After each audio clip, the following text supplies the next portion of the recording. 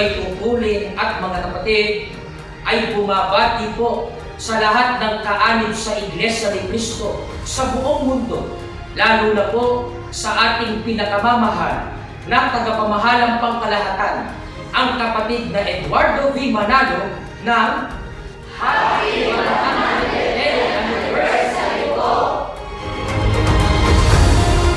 Kami po na mga may tungkulin ay bumabati sa ating tagapamahalang pangkalahatan, ang kapatid Eduardo V. Manalo, at sa lahat ng kapatid sa buong mundo ng Happy